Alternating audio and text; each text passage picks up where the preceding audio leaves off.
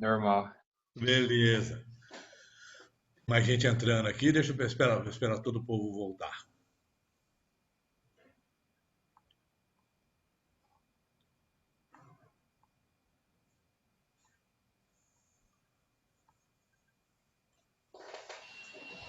Professor, Pois não.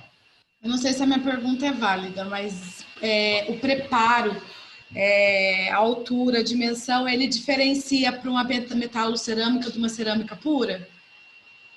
Se eu já Diferencia. sei qual que eu vou fazer? Diferencia. A quantidade de desgaste diferencia. A Isso. quantidade de desgaste fica em razão do material que vai ser utilizado. Para cada um desses passos, uma coroa metálica, uma coroa metálica. Nós vamos falar nas aulas subsequentes. Aqui eu estou falando de princípios básicos do preparo. O que um preparo precisa? Não estou ensinando você a fazer o preparo ainda, tá? Uhum. Aqui é para você ter ideia de qual é o desenho dele e por que tem aquele desenho. Só por causa disso. E a importância de se usar o material adequado para fazer isso. Tá? Então a gente tá conversando exatamente mais a parte teórica mesmo, a parte, né? Por que o preparo tem esse formato? Tá bom? Agora depois nós vamos falar preparo para a coroa total. Metálica, metalocerâmica, metaloplástica. Aí vamos dissecar. Partindo desses conceitos que a gente está trabalhando hoje, a gente aplica eles à parte prática mesmo, né? Legal? Para responder na sua pergunta é pertinente e para cada material eu vou ter uma quantidade de desgaste. Quanto mais estético, quanto mais translucidez eu quiser na minha prótese, eu tenho que fazer maior desgaste, eu tenho que ter maior espessura do material. Tá? Bom, e a estética, nesse aspecto, vai contra, né, a biologia. Porque você fala, o preparo tem que ser conservador. Mas para eu fazer um preparo estético, eu tenho que fazer um desgaste maior. Seja para coroas cerâmica pura, né, ou metalocerâmica. Acho que todos já voltaram, né? Não, tem um esperando aqui, João. Beleza. Tá? À medida que for. A altura do meu preparo, né? A altura do meu preparo é importante no sentido do seguinte, ó. Eu tenho uma coroa assentada sobre ele. Quando eu ponho carga aqui, ó, a tendência da coroa é rodar. Se esse preparo for muito baixinho, eu não tenho parede de atrito aqui para a coroa rodar. Ó. Ela, é mais fácil dela escapar. Eu não tenho como segurar. Né?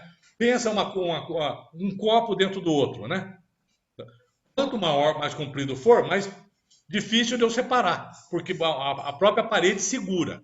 Então, se a altura do meu preparo for muito baixa, né, quando eu rodar essa parede que seguraria nesse deslocamento lateral, e esse aqui no deslocamento oposto, né, vai fazer que a minha prótese balance ali em cima. Eu não tenho estrutura para segurar ela. Até o ponto que se chegasse, né, uma coisa plana, eu coloco em cima, ela vai correr para lá e para cá. Na medida que vai levantando, as paredes ajudam a estabilizar ela no lugar. Então, eu tenho que ter altura no meu preparo. Mas quando eu tenho, né, vou voltar aqui. Opa, cadê o meu? Ó, eu tenho um dente aqui, ó.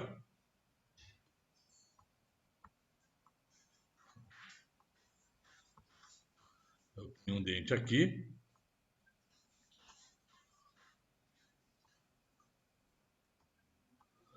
Tem um dente aqui, ó. Tem outro dente aqui. Certo? Vou fazer um preparo no meu dente. Né? No inferior, no caso. Estou preparando o inferior. Cada vez que eu fecho, o meu dente natural toca aqui, numa dada dimensão vertical. Agora, se eu faço um desgaste muito pequenininho para fazer a minha prótese, ó,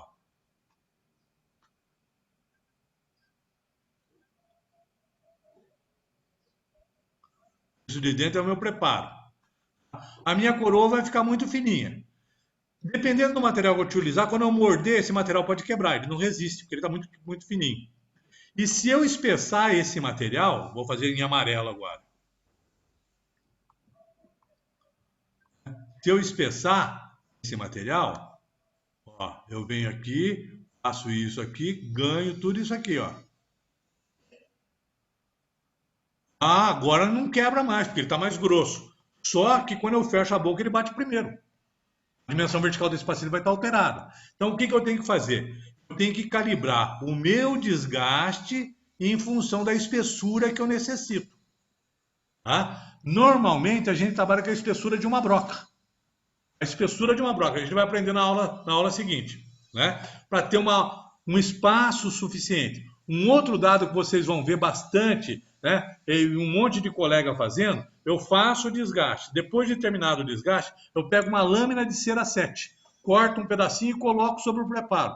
Peço para o paciente fechar. Se a cera estiver interferindo, a espessura da cera estiver interferindo com o antagonista, não vai caber a minha prótese. Eu tenho que ter pelo menos a espessura de uma lâmina de cera 7, né? Que é uma coisa que todo dentista tem no consultório, fica fácil dele medir. Ela tem que passar entre um dente e o outro durante o preparo. O protético tem espaço para poder inserar a peça dele e essa peça não quebrar durante a mastigação. Deu para entender? A altura baixa do preparo, não há resistência ao deslocamento. Aqui, ó, o meu preparo está baixinho. Quando eu aperto aqui, ó, a prótese tende a formar um arco de rotação. E essa parede não é capaz de segurar esse arco de rotação. Né? A prótese começa a se deslocar. O paciente fala, doutor, quando eu faço assim, ó, quando eu dou aquela apertadinha de um lado, a prótese dá uma deslocadinha. Lógico que na hora que a gente estiver fazendo, tem recursos para a gente corrigir isso durante os preparos. Os primeiros preparos que vocês vão fazer não vai ficar uma maravilha, né? Depois vocês vão acertando. Mas isso acontecia na dentística também, né? Quando você começou a fazer os primeiros preparos na dentística, qual era a sua dúvida? Removi todo o tempo operatório, remoção do tecido cariado, forma de contorno, forma de conveniência. Depois você vai olhar, a professora vai falar assim, olha, a parede está retentiva, a parede está expulsiva, melhora isso aqui, melhora aquilo lá. É no treino, né? Daí mas o que a gente está falando hoje é exatamente isso. Os mecanismos do formato do nosso preparo. Tá? Olha, se o preparo está muito baixinho, eu tenho um eixo de rotação. Quando eu ponho a carga aqui, ó, quando eu ponho a carga aqui, né, em cima da minha cúspide, o apoio é aqui, né, o apoio é aqui, né, eu tenho todo isso, esse braço para alavancar. Quando eu ponho a carga aqui, ó, né, o deslocamento é esse que a setinha vermelha está fazendo aqui, ó, tá? Ele vai girando. Agora, se eu, no meio do meu preparo aqui, ó, fizer um sulco, ó, né? Aqui, ó, fizer um sulco aqui, ó, tá? O que eu faço? Eu diminuo essa distância pela metade. O eixo de rotação, ao invés de ser esse, vai ser esse aqui, ó. O raio é menor.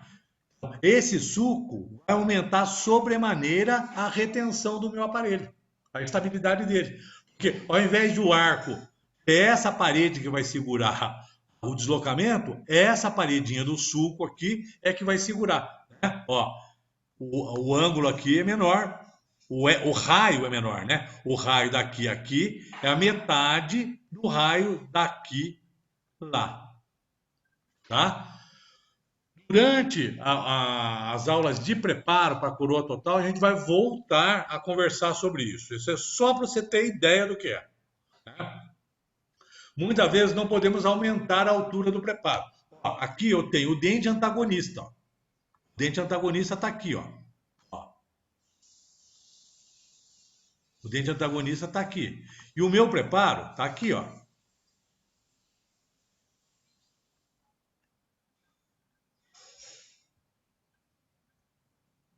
Certo? O espaço que o protético tem para construir a prótese é esse aqui, ó. Esse aqui. Não pode, se ele invadir o espaço, vai invadir a dimensão vertical de oclusão do paciente, e o paciente vai ficar tocando só nesse dente. Tá? Então ele não tem. Agora, a coroa aqui ficou baixinha? Ficou baixinho. Ó. Aqui eu tenho mais parede, mas desse lado aqui não tenho. Tá? E não tem como eu subir isso aqui.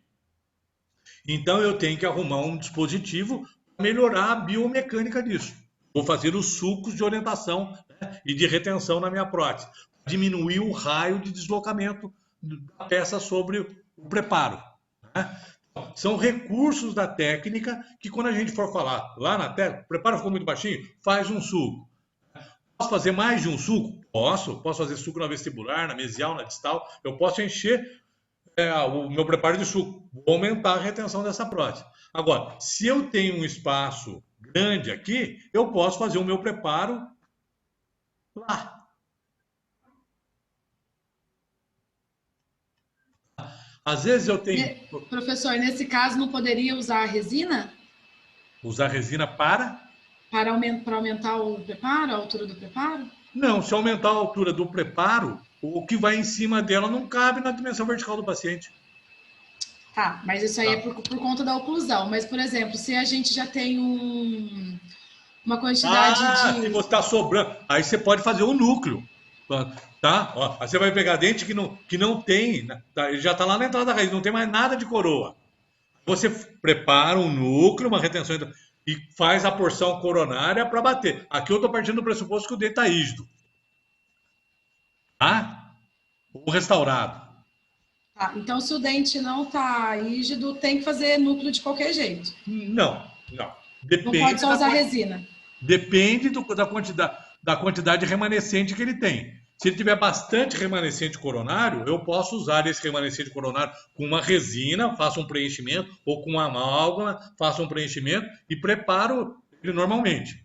Agora, se ele já não tiver mais nada, eu tenho que usar a retenção intraradicular para fazer subir essa porção coronária dele. Essa é a minha dúvida. Obrigada. Nada. Acabando.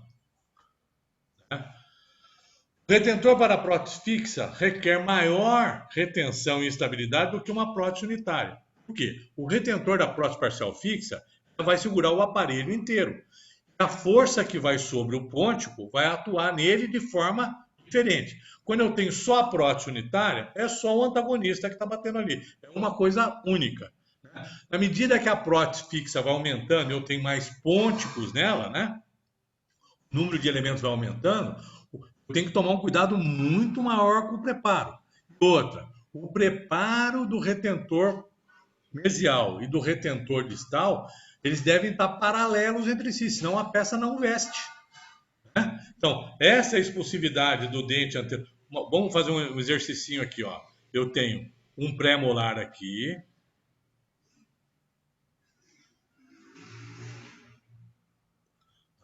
um espaço protético e um molar aqui.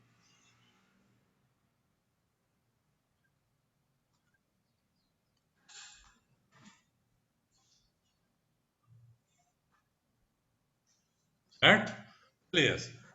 Quando eu for fazer o meu preparo, eu vou fazer um preparo para recobrir isso aqui, que vai estar preso ao pôntico, e outro preparo que está... Então, tem um retentor, dois retentores e um pôntico unidos aqui pelos conectores. Beleza? Uma prótese parcial fixa. Esse meu preparo, eu vou ter que ser, vai ter que ser expulsivo para oclusal, né? Ó, eu vou fazer assim. Opa!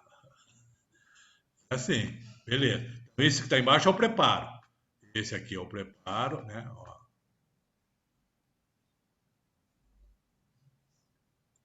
Tá? Então, essa parte de cima aqui é a minha coroa. Eu tenho que ter uma espessura nela, tenho que ter um preparo.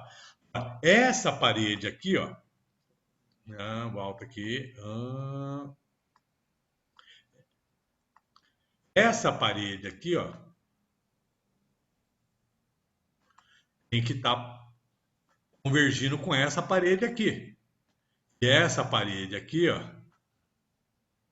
Aqui. Porque a peça vai estar unida, né, ó.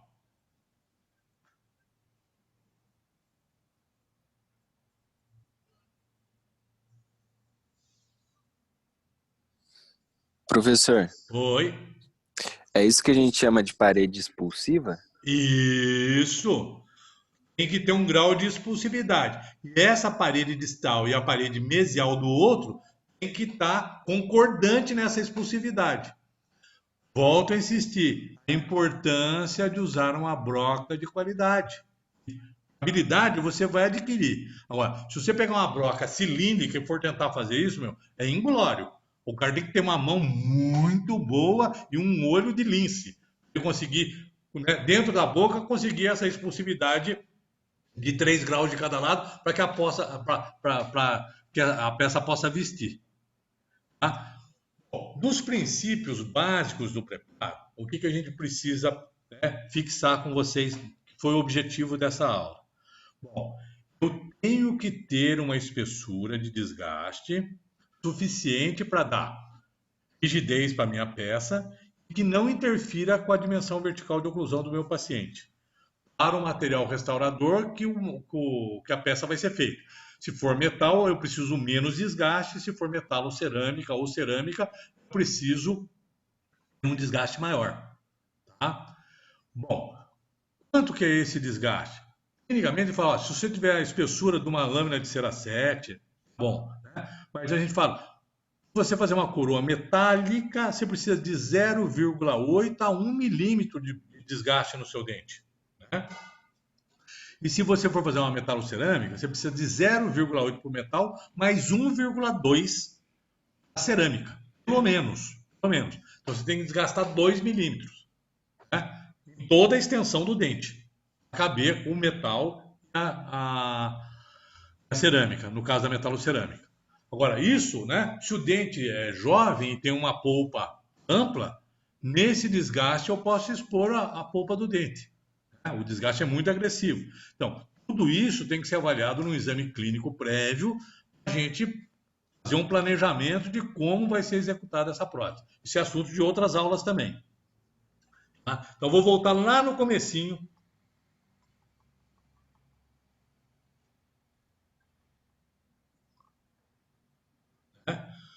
Princípios dos preparos cavitários, que permite a higienização ao local do término do preparo, onde possa o dentista enxergar para fazer o acabamento, e onde tem acesso para a moldagem, o término do meu preparo. Né? Então, essa condição que eu preciso ter.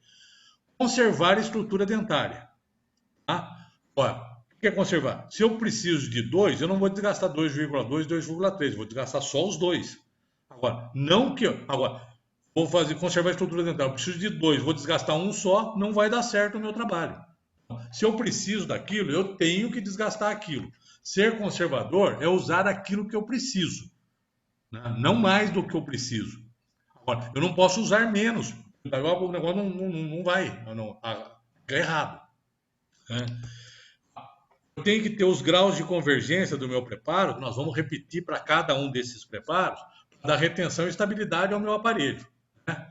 E precisamos ter o espaço oclusal para a solidez da prótese. O acabamento cervical, para que não fique um gap na hora que a peça vista sobre o preparo. Beleza? Era isso que a gente tinha para conversar hoje. Bom, semana que vem nós vamos fazer uma revisão. Vocês anotem tudo que vocês tenham dúvida, a gente faz a revisão nesse horário. E na outra semana, a gente faz a nossa provinha via questionário pelo AVEA. Bom? Bom final de semana para todos. Obrigada, Fechou. professor. Obrigado, professor. Beleza. Também. Obrigada, Paulo, professor. Até mais. Um beijão para vocês. Tchau, obrigada. Fica com Deus.